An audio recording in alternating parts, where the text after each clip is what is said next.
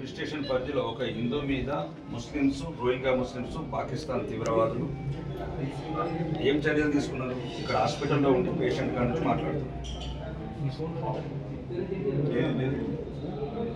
పాకిస్తాన్ తీవ్రవాదులు రోహింగ్యా ముస్లిమ్స్ మోర్తాడ్లో స్థానిక ముస్లింలతో కలిసిపోయి ఒక హిందూ యువకుడిని పోలీస్ స్టేషన్లో, ఇప్పుడు నేను హాస్పిటల్లో ఉన్నాను. చట్టాలు చెప్తావా నాకేమన్నా? ఏం తీసుకున్నావు యాక్షన్? ఎంతమంది మీద పెట్టినావు? ఎంతమంది కొట్టిండ్రు?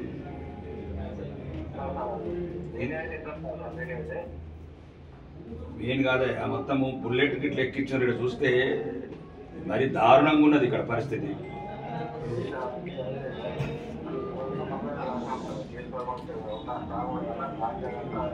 ఏమైతే కళ్ళ ముందు పుట్లు కనబడుతున్నాయి, కళ్ళ ముందు తల మీద గాయం కనబడుతుంది, డాక్టర్లు రిపోర్ట్ ఇచ్చిండ్రు.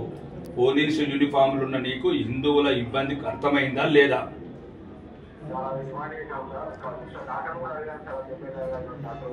చెప్తా, డాక్టర్తో మాట్లాడుతున్నాయా?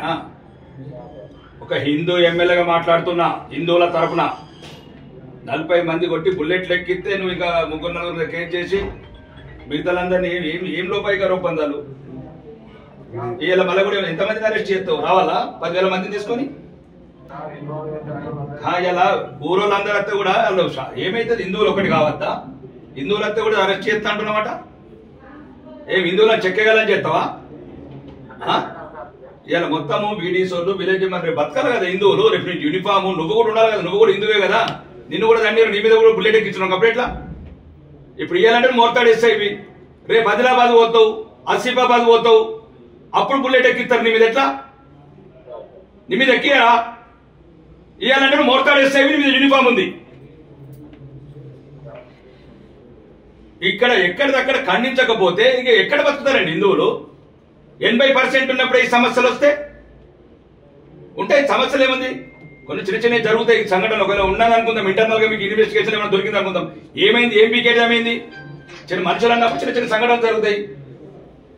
అంతమంది దారుణంగా 40 మంది ముస్లింస్, ఒక హిందూ, ఒక ఉంటే పోలీస్ స్టేషన్ కంప్లైంట్ ఇవ్వాలి. పోలీస్ స్టేషన్ కదా మీ మొత్తంలో వెళ్ళారా? ఇదాని మీద కంప్లైంట్ ఇవ్వాలి కదా ఎస్ఐ గారు. మీరు 307 పెడతారా, 302 పెడతారా, ఇంకేమైనా మన ఇండియాలో ఉన్న సెక్షన్ అని పెడతారా అని మనం చట్టం ఉంది కదా ఇక్కడ. అంటే హిందువులను కొడుతూనే ఉంటారు. ఇక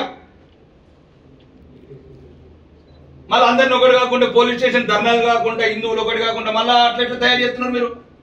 మీరు మొత్తం కంప్లీట్ గా ఒకటేసారి చెప్తున్నారు ఎస్ఐ గారు. మీరు దేశ చట్టాలు హిందువులకే ఇంప్లిమెంట్ చేస్తారా? తెలంగాణ లేకపోతే కాంగ్రెస్ ప్రభుత్వం ఓన్లీ హిందువులకి ఇంప్లిమెంట్ చేయమన్నదా? ఇది చెప్పండి మాకు. చెప్తే మాట్లాడతాను, డీజీతో మాట్లాడతాను, ముఖ్యమంత్రి గారితో మాట్లాడతాను. దారుణంగా ఒక్కరిని చూసి 40 మంది కొట్టుడేందా ఇది? మళ్ళా ఇప్పుడు వాళ్ళందరూ ఫోన్ చేస్తున్నారు, బీడీస్ వాళ్ళు, పోలీసు వాళ్ళు బెదిరిస్తున్నారు, మీరు ర్యాలీ తీయొద్దని. ర్యాలీ తీస్తే ఏమవుతుంది? అవును ఎస్ఐ గారు, ర్యాలీ తీస్తే ఏమవుతుంది? హిందువులకు మనోధైర్యము, స్థైర్యము, మేమందరం ఉన్నాం ఎంబటని. పెద్ద మనిషి ఏంటికి? ప్రజలే రాని.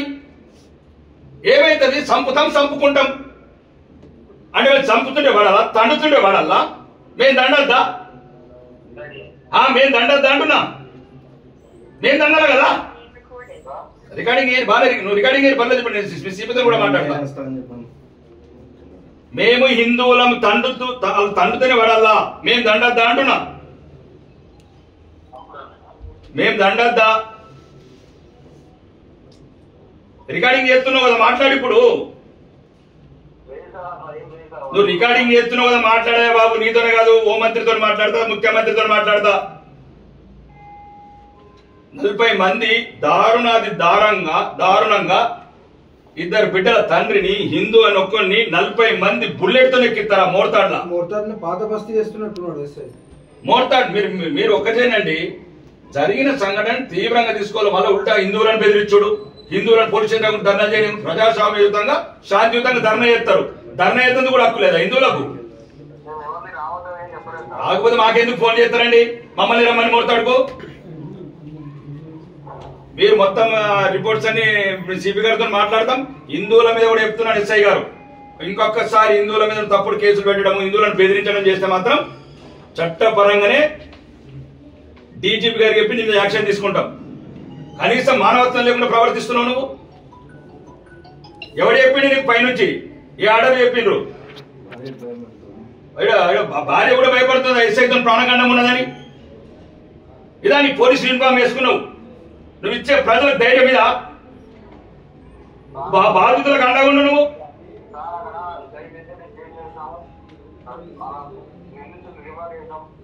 ఏ రిమాండ్లు ఎంతమంది చేసినావు? 40 మంది అంటే 6 చేస్తావా? వాడు గోశాల హిందువు, 2 బిడ్డలను ఆర్య సమాజం వేద పాఠశాలకు పంపించుకుంటున్నాడు. ధర్మం గురించి, దేశం గురించి బతుకుతున్నాడు, హిందుత్వం గురించి బతుకుతున్నాడు. కాబట్టి సోషల్ మీడియాలో హిందువుల గురించి పోస్ట్ చేస్తే కావాలని పక్కబట్టి కొట్టిర్రు. మరి అంటే ఏం చేయమంటారు? మొదట అట్లా బతకద్దా? హిందువులు బతకద్దా? కాబట్టి మీరు ఏమేమి యాక్షన్ తీసుకున్నారు? ఇంకోసారి హిందువుల మీద ఇప్పుడు నేను మాట్లాడతాను సిపి గారితో. హిందువుల ర్యాలీలు కానీ శాంతియుతంగా ర్యాలీ ఎక్కడ కూడా మా దాంట్లో యూనిట్ అనేది రావాలి కదా. వస్తేనే కదా ఎదుటి భయపడేది. 5 వచ్చి ఏం చెప్తారు ఎస్ఐ గారు? మీరు లోపల ఒప్పందాలు చేసి పంపిస్తారా? కాగితాలు రాసి ఇంకొకసారి అడుగుతాం మంచిగా మళ్ళీ కేసు పెట్టమని. సిపి గారితో మాట్లాడతాను. ఇంకొకసారి హిందువులను మీరు అక్కడ పోలీస్ స్టేషన్ అవసరమైతే 6 నిజామాబాద్ జిల్లా హిందువులంతా వస్తాం Mortad police station. Police station పరిధిలో ఒక హిందూ మీద ముస్లింస్, రోహింగ్యా ముస్లింస్, పాకిస్తాన్ తీవ్రవాదులు ఏం చర్యలు తీసుకున్నారు? ఇక్కడ హాస్పిటల్లో ఉండి పేషెంట్ కాడ నుంచి మాట్లాడుతున్నారు. పాకిస్తాన్ తీవ్రవాదులు రోహింగ్యా ముస్లింస్ మోర్తాడ్లో స్థానిక ముస్లింలతో కలిసిపోయి ఒక హిందూ యువకుడిని పోలీస్ స్టేషన్లో, ఇప్పుడు నేను హాస్పిటల్లో ఉన్నాను. చట్టాలు చెప్తావా నాకేమన్నా? ఏం తీసుకున్నావు యాక్షన్? ఎంతమంది మీద పెట్టినావు? ఎంతమంది కొట్టిండ్రు?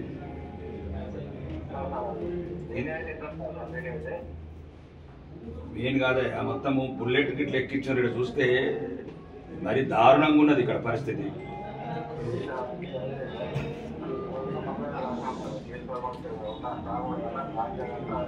ఏమైతే కళ్ళ ముందు పుట్లు కనబడుతున్నాయి, కళ్ళ ముందు తల మీద గాయం కనబడుతుంది. డాక్టర్లు రిపోర్ట్ ఇచ్చిండ్రు.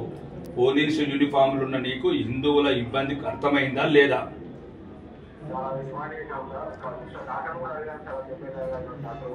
చెప్తా. డాక్టర్తో మాట్లాడుతున్నానయ్యా. ఒక హిందూ ఎమ్మెల్యేగా మాట్లాడుతున్నా. హిందువుల తరఫున 40 మంది కొట్టి బుల్లెట్లు ఎక్కిస్తే నువ్వు ఇంకా 3-4 కేసు చేసి మిగతాలందరినీ ఏం లోపాయిగా రూపొందాలు? ఇలా మళ్ళీ కూడా ఎంతమందిని అరెస్ట్ చేస్తావు? రావాలా 10,000 మందిని తీసుకొని? ఇలా ఊరోళ్ళందరూ వస్తే కూడా ఏమైతుంది? హిందువులు ఒకటి కావద్దా? హిందువులు వస్తే కూడా అరెస్ట్ చేస్తా అంటున్నమాట. ఏం హిందువులను చెక్కగలని చేస్తావా? ఇలా మొత్తము బీడీసోళ్ళు విలేజ్ మరి బతకాలి కదా హిందువులు. రేపు యూనిఫామ్ నువ్వు కూడా ఉండాలి కదా. నువ్వు కూడా హిందువే కదా. నిన్ను కూడా దాన్ని నీ మీద కూడా బుల్లెట్ ఎక్కించున్నావు. అప్పుడు ఎట్లా?